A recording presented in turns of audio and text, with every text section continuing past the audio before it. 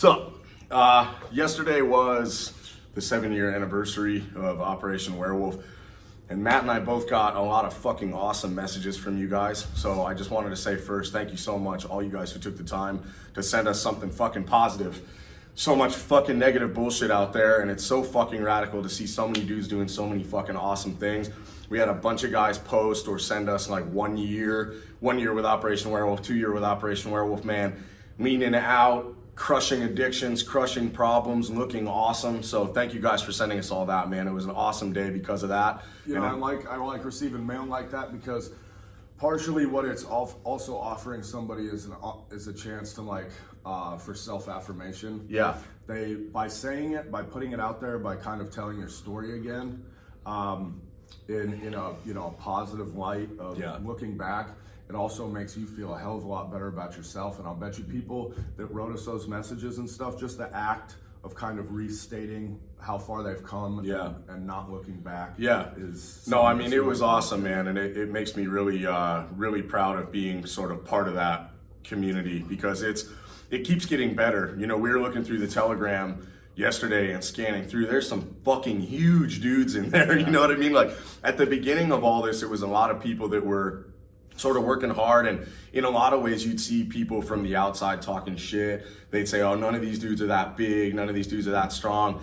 And now, you know, years in, there's dudes who have been with this thing for a long time who are now really strong and who are doing a lot of rad shit. So anyway, props to you guys out there. But one of the things that we wanted to talk about today was how many people sort of shared our entry in. In other words, a lot of people are at least sort of on a surface level aware of kind of where Matthias and I were when we got started with our fitness journey or whatever, and that it came out of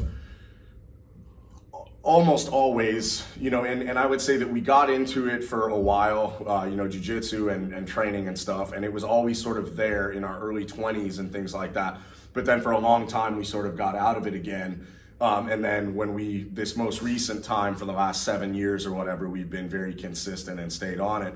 But that it always seems to come from a place of extreme lowness. And we saw a lot of other people who wrote in who found this at a very low point in their lives. So we wanted to talk about low points, sort of rock bottoms, and why people get there and how to get out. Right. You know, so one of the things that you were talking about last night, Matt and I were hanging out having a little campfire last night and sort of just talking about this kind of stuff. And, you know, Matt's... After ripping around in the cold. Yeah, after thrashing bikes. If you're not fucking riding your motorcycles in the wintertime, you're a pussy unless you're in Antarctica. Gave them my plate number, that asshole. If that was you, you're an asshole. Yeah. It's my road. Especially after 9 p.m., it's the motorcycles road, the whole road. You know what I mean? You got to get out of the way. We're jamming me up. That's right. I'm trying to do 100 miles an hour on city roads. But and one of the things that we started talking about as we were trying to identify sort of what the big ones were, it was sort of the holy trinity of, at least for guys and probably for women too. What fucked up happens to you while you're an adult? What's the three holy trinities that you see dudes get fucked up on? Over and over and over, it's breakups, it's addiction, and it's depression. All three of those things can lead to the other things. You know what I mean? Every single one of them sort of has this transferable nature where they infect all these other areas of your life. And so we kind of wanted to break them down a little bit. I think the first one that we were going to talk about is one that we have a lot of experience with, which is breakups. We have not been, what's the word? I don't want to say lucky because that's not it. We've both been in a lot of monogamous relationships, or for Matt, we've been in a lot of relationships. Matt I must have been through about 1 million. Matt is a traveling sexual healer in addition to being a nutritionist. Hit his DMs if you were interested in that. Level 9 shaman, sex shaman. We've both been through our fair share of breakups, and we know how hard they are. You know, all joking aside, going through a breakup in a long-term relationship, underlined. Some guys will hit me up and they're like, I'm going through this terrible relationship. With me for 2 weeks, 2 beautiful weeks. Or whatever, or like 6 months or something. And you're like, dude, I've had one night stands that lasted longer than fucking that. You know what I mean? Long-term relationships, you know, now relationships can get serious fast, but whatever. If you've been with somebody that was really serious for a year, 2 years, 3 years, whatever, it's a long time. It's always gonna fucking hurt. And one of the things that we were talking about is that because we can't help ourselves, because everything's like, how is this like weightlifting? Is that all of this shit is just like an injury. Like weightlifting. How many times can you rep your girl before you need a heavier girl? Right. It's progressive overload, dude. But these are just like injuries. You identify there's an injury, there's some trauma there, that's gonna happen. You've got to fucking let it recover and realize that there is no substitution for time. You know what I'm saying? Because people are always like, how do I get through this? How do I get through this? Well, you just get through it. And that time is going to reduce the injury, but also doing things that limit your re-injury are critical. Giving it the time that it requires and then not doing it again. Right. Not fucking it up again in the same way. Well, and that you also have to see it as a bit of a gauntlet in the sense that, like weightlifting, if you were to walk up to 600 pounds on the deadlift bar and yank it up in a jerking, twisting motion and say, this is a fucked up situation. I know I can't do this. I don't feel like I can do this. I've never done this before. Like, this is fucked up and it's going to be the hardest thing I've ever done. Maybe too hard. But then you start thinking about it from a different perspective and you say, okay, what can I do to lift this weight? Are you saying you're trying to deadlift a 600-pound woman? Yes. Okay. But you identify what you're gonna have to do to lift that weight. And then you realize, okay, well, I have to lift this weight. It's not that I have to lift it now. So I'm gonna start preparing to lift put in that the time. weight. And I'm gonna put in the time. I'm gonna do the reps. I'm gonna do an exact science of reps and sets to get me to the point where I can lift that weight. And so when you get to that point in addiction, breakups, you know, any of these things, depression, there's always the point where you have to realize that you have to go forward. You have to do something positive. It's just like when people are crying, I'm like, cool, you cried. There's no moving forward until you stop crying. Yeah. You know what I'm saying? Yeah. You know, not guys, I was talking about girls. Right. You crazy.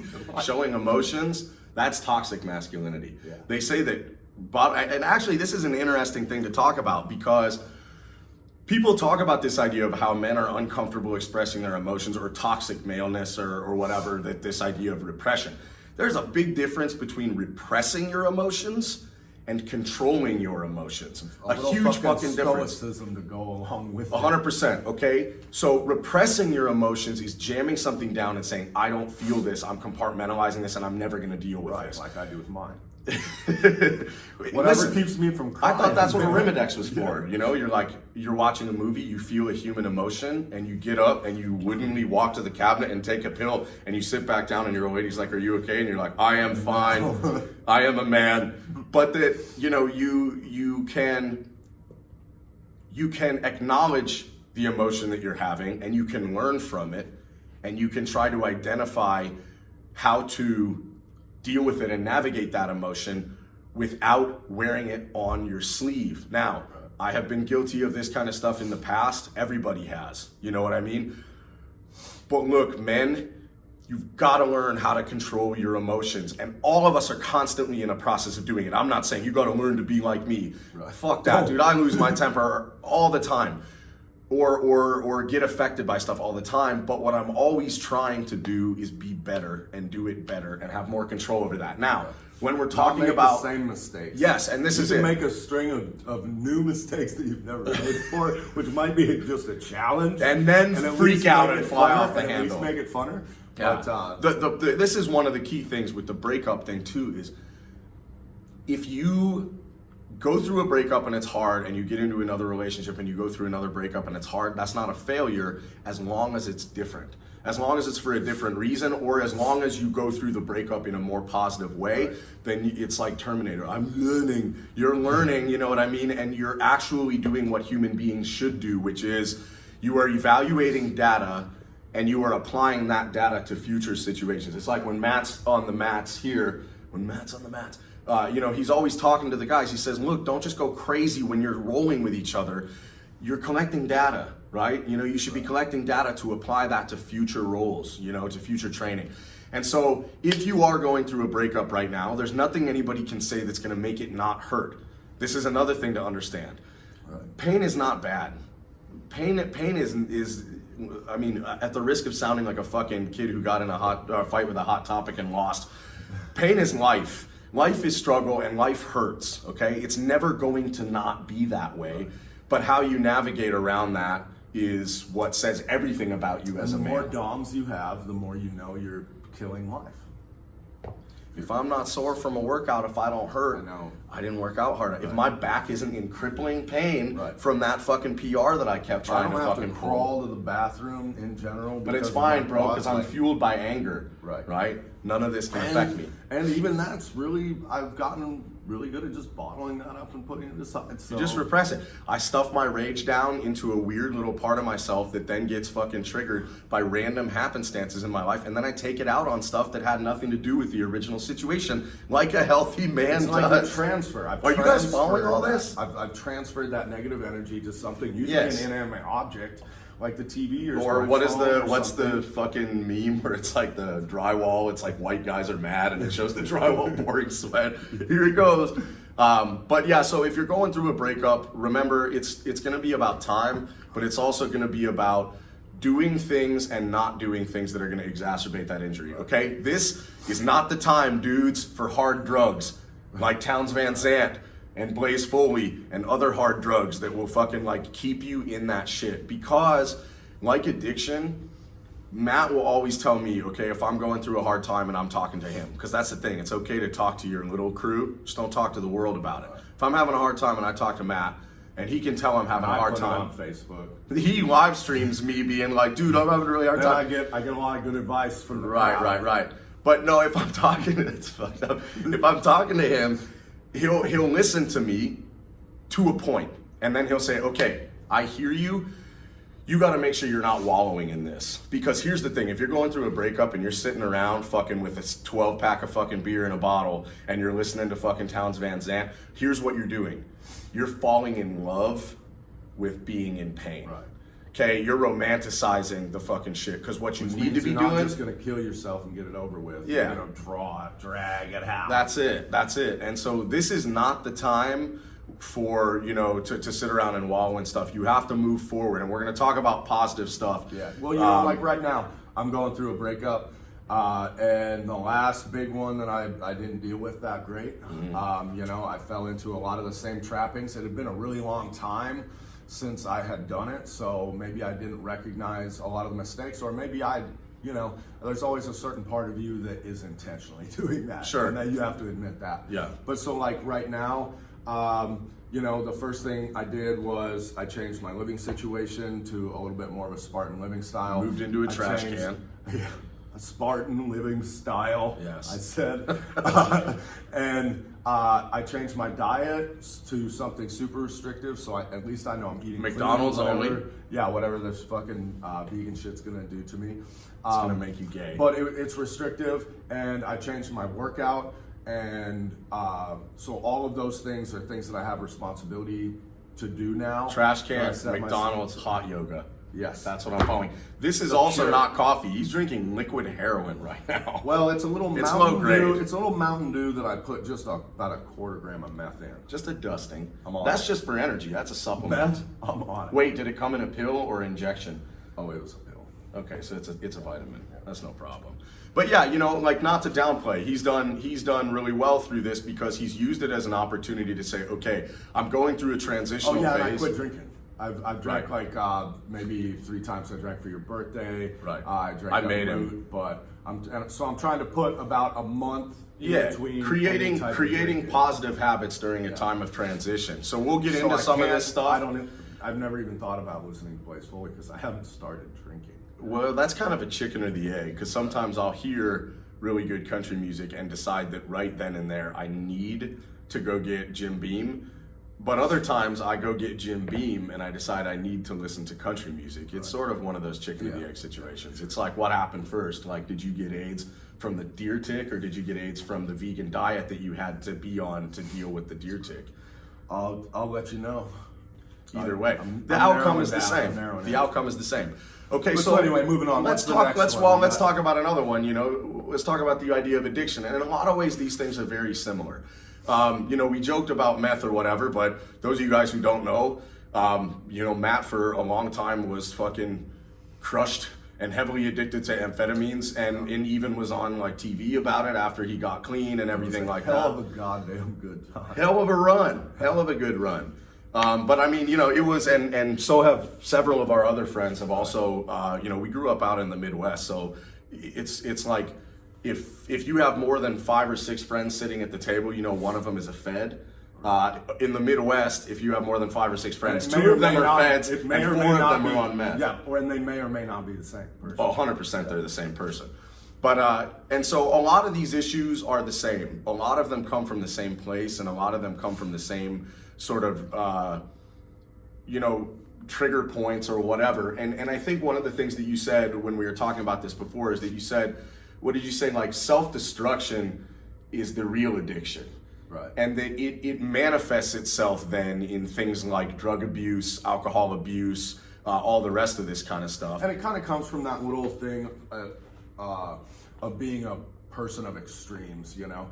And that's why, you know, a lot of times you're feeling one side of the balance beam, you know, and then the other, you know, instead of a little bit at both times to keep them level, you're, you know, wait till it drops, balance, then fill it back out. I think I heard that in a yoga book or something once. Yeah. I don't really understand what the word means.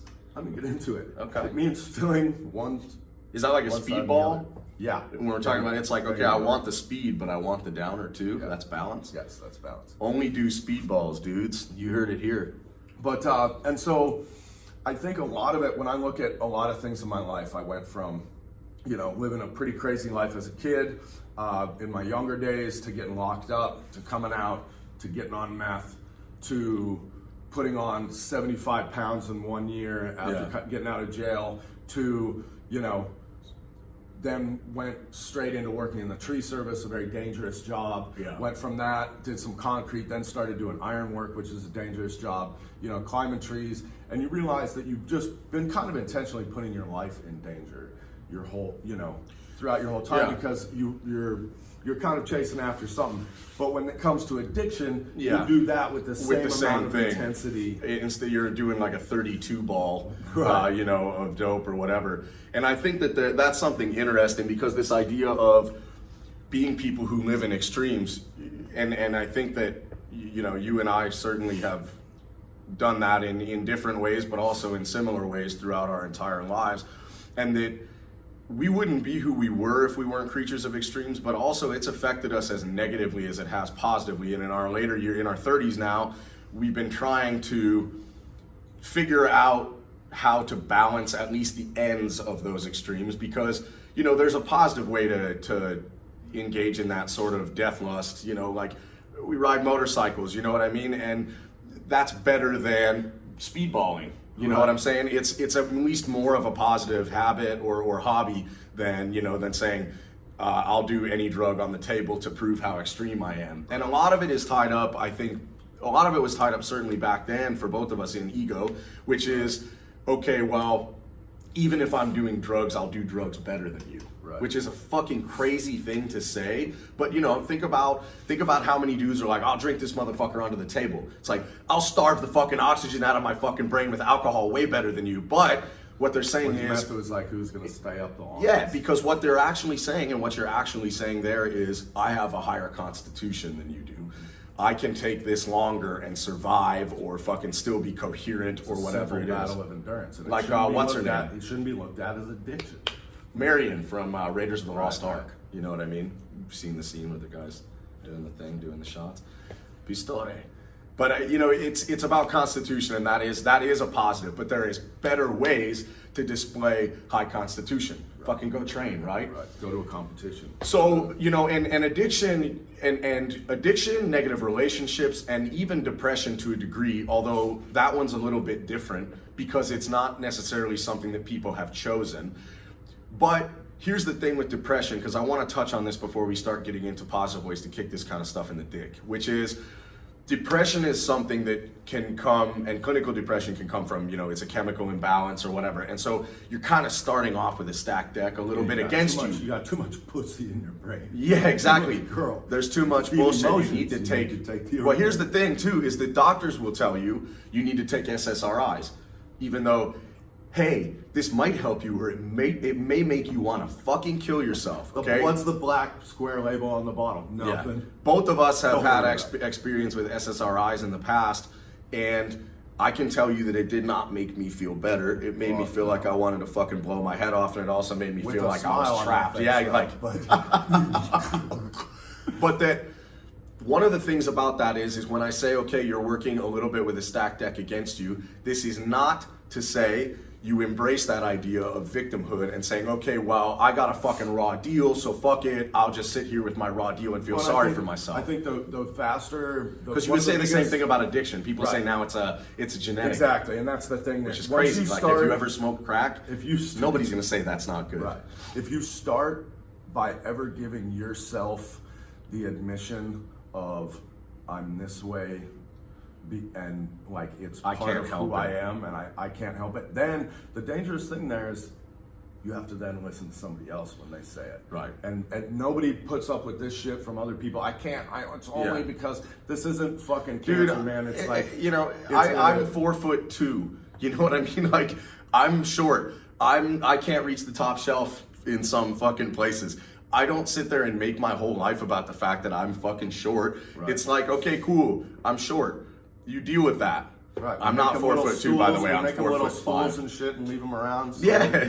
My friends tell me I'm differently able. They're like, it's important he reaches the shit off the top shelf for himself. Well, but it's like some of the shit up there just to challenge him sometimes. my gi. I hide the stools. Yeah. But you know, the thing is okay, so you've dealt with depression. Okay, so have I, my whole life, right?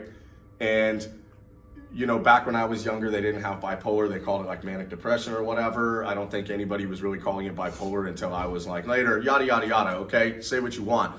There are specific things that a human being can do that are scientifically proven to assist that chemical fucking imbalance in your brain. And most of those things, luckily, are incredibly anabolic.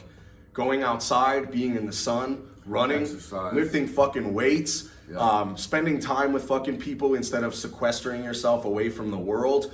A lot of different things, but almost all of them are action-based. Yes. Action-based, because one of the things that I always dealt with is that you keep thinking, right? Yeah. And when you start getting into these downward spirals of thinking, you think yourself into deeper despair, and what you need to do is stop thinking. Thinking is dumb. Thinking is for idiots. You take that one, put it on a t-shirt. Thinking is for idiots.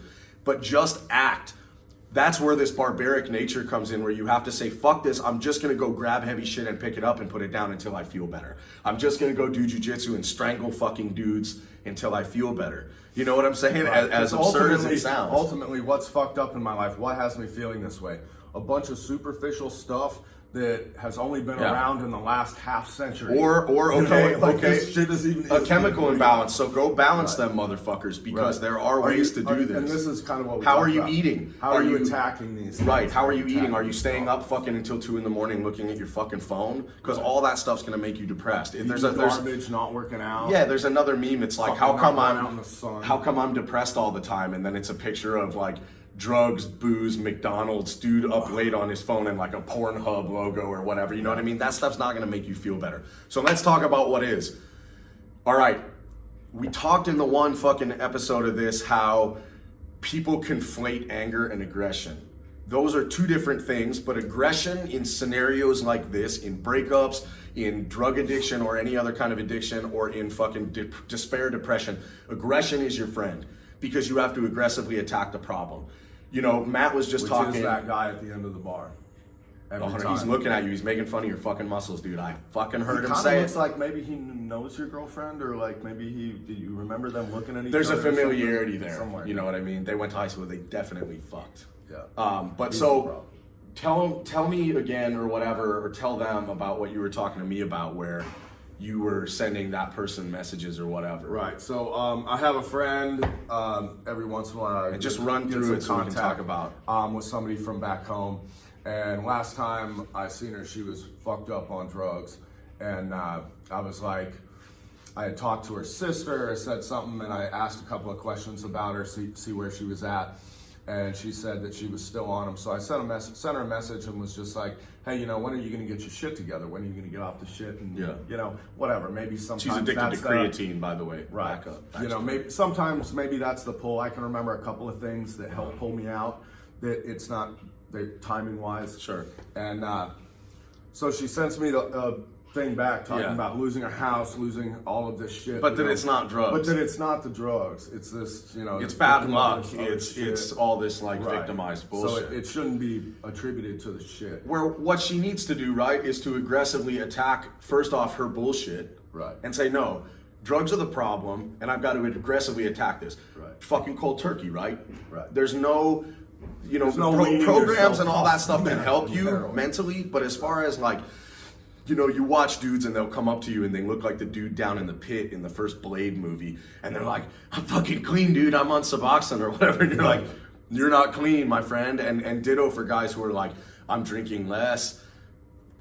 You know, how many times have you heard a dude be like, yeah, I'm cutting down on smoking, and you're like, you're still smoking, dude. You're gonna fucking, you're just gonna ramp it back up. You know, that's kind of the thing when we're like, you know, the first step, you identify the negative behaviors, you know, and that's going to actually be different person to person, but it's not going to be what I'm going to say is unique. Because it's going to be different. You're going to fall into. You have to identify and destroy your own bullshit, right? Because you will bullshit and justify and fucking lie to yourself more than anybody in your life has ever fucking lied to you before about things that you do that are bad for you. Right. And so like with the aggressive nature, like sometimes that's the best way to be. Something for me right now, it's like my whole thing is, I remember talking about this dude in Riding on the Edge, where they said he was either blasting down on the throttle, burning rubber, headed this way, or he was jamming up. He rode a motorcycle like he did everything else to wretched excess. Yeah. That's the line. He was either on the throttle or he was standing up on the brake. You know, read that fucking book if you like motorcycles, dudes. Riding on the Edge. And so that's kind of where I'm at. Yeah, is I'm just stomping on that brake, locking everything up, I know what's coming when you do that, so I'm trying to navigate my slide into a position where I can then take off. You know, but yes, I'm aggressively hitting the brake. Yeah, and that, okay, so look, first of all, find the baseline. Identify the problem, figure out where your baseline is and say, okay, and to be clear, this can be shit as simple as you could be addicted to fucking sugar or carbs or fucking Netflix or porno or anything, okay? All of this stuff is not good for you. So once you've identified that shit's not good for you, you can start moving on from there. And the things that you're gonna wanna do is all action-based stuff, right? You know, you wanna be able to say, okay, say you're injured, say you just had surgery. Okay, well, what can you control? You can control your fucking diet. You can control, if you had surgery on your arm, you can fucking squat or leg press. You can create other shit. Surely there are other things in your life that you're excited about, okay? If I had surgery on my arm, okay, maybe I can't play guitar with my fucking feet, but I can start studying music theory on YouTube. Right. Or I can do, it's finding something that you can control, that you're passionate about, that you can still engage in at full fucking throttle, right. Okay? You know, you can, and this is the other thing. If you get injured, don't stop going to jiu-jitsu class, just watch. Right. You'll learn from watching. If you're going through a fucking breakup, first of all, burn every motherfucking thing out of your existence that reminds you of that fucking person. Get the fuck rid of it. Don't hang on to fucking any of it. block that fucking bitch on fucking Facebook. Stay off of fucking Facebook in general. You know what I'm saying? Get rid of everything and move forward. Ditto for fucking smoking. If you fucking want to quit smoking cigarettes, and this is a fucking hard one because anybody who knows me knows that I've fucking gone 2 years, oh fuck. 3 years, oh fuck. Cold turkey. I've never really had a handle on. I do well. Oh, I thought you said something you really never had a problem with. No. Yeah, I mean, and again, this is all coming from a place. Certain points, and you're just constantly battling. Right. There's one way to do it, and you got to be aggressive, and you can't listen to your own bullshit. This is not the time for fucking weak ass emo fucking music and other kinds of bullshit. It's the time to fucking get aggressive, fucking, and absolutely keep your head in the game on anything that you can keep it in the game on. So, you know, any other tips as far as staying aggressive and what can you do? Number 2, don't overcommit. I don't know how many times you see people go through breakups and they change everything. And that's what I was saying earlier. A time to change is a time to change everything. But then they change everything, and then we see them roll back through our door, and they're looking for change, and they think that they want this huge change, and they commit to a big change, and then they realize. You're saying increments? Yeah. Then they realize that you know, they didn't want that much, or they overcommitted, and then they wind up at a place where they're going back. Yeah, nothing will make you backslide further faster than setting your sights on the highest fucking mountain peak when all you really needed to do was get into the foothills and take one step. Yeah, exactly. One step at a time. Keep moving forward. That's a good one for anything, guys. You know, and I've talked about that before too, where when you set too many, too much, too fast, too soon, too far, you're setting yourself up for failure. Identify what the first step is and take it, and then take the second one. You know what I mean? Learn to walk before you start trying to sprint. And I think ultimately, as a man, you know, we touched on emotions, we touched on, you know, the kind of clinical depression and kind of all of these things that happen that fuck us up. But at the end of the day, there's a lot of positive things you can do, you know, go run through the trees or whatever. But the biggest and most positive thing you can do for yourself is say, as a man, this is an obstacle. Yeah. This is, resistance I cannot improve or progress until I move past this. Yeah. So I'm either willfully making a decision to stay here. Yes. Or I'm going to willfully step forward. And I think what you're saying is probably the most important thing to hear is that the only thing that's helped me through drinking addiction or through horrible fucking relationship breakups and stuff like that is to hear or from someone else or someone I respect or myself saying, you're a man, you got a choice. Is this breakup, is this seriously fucking crippling you? Right. Is this chemical? Is it seriously gonna run your fucking whole life? This drug, this gonna run your life? Are you gonna allow the fact that clinical depression, we could call it another thing. You don't feel good. Right. You feel bad. And I'm not like marginalizing or making it seem, you know, like it's nothing, because it's something. It's fucking been hard. It's been one of my biggest struggles in my life. Well, part of defeating it is marginalizing it and saying it's not this that's big, right. It's this big. It's part of being alive. Feeling really good and feeling really bad is something that you are constantly going to have to navigate as a human being alive on planet Earth. Is that going to be a resistance challenge that you're going to overcome, or are you going to allow it to literally unman you? Right. So look, also, don't be afraid to reach out. If you're going through something fucked up, shoot them a message, shoot me a message. We don't get to everything all the time, but we get to it in time, and we try to answer as many fucking messages as we possibly can. You guys are gonna notice that the comments threads on these fucking YouTube videos for the Barbarian Brothers channel are open against all of my better judgment, you know, but that if you're having an issue, reach out. And keep posting your progress, keep sending the mail, because ultimately, literally, we come to problems here, especially physically, and we say, hey, look, I got dude just went through ACL surgery running the program. Yeah. You know, like if there's a guy out there with a fucked up leg and he can't do legs and he's still working out, then your fucked up arm is like what? Any day that you do anything positive or you make any movement in a positive direction is one little tiny step further on from the person that you were that you didn't want to fucking be anymore. Right. You know, so train hard, guys. Reach out if you fucking need to. Stay aggressive and fucking stay off the bad shit. You know, anything that you're fucking dealing with can't be fucking so big that it's gonna like completely unman you. So understand it's a resistance challenge. Knock that shit out. Have a good day, guys.